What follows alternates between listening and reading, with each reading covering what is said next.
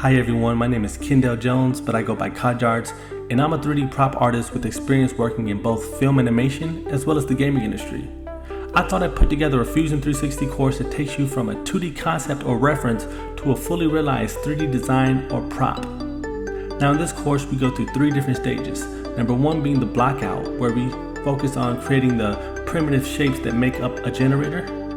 Number 2 being the details, and in this stage we have a deep dive into focusing on the details that make up the generator.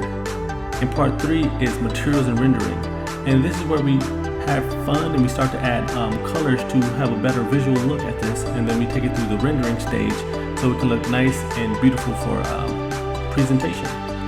Now, if you don't have prior knowledge using Fusion 360, that's fine. I created this course assuming you have no prior knowledge, and then as we progress, you will obtain the information to be able to create your own works. So if this sounds like something you may be interested in, join me and I'll see you on the other side.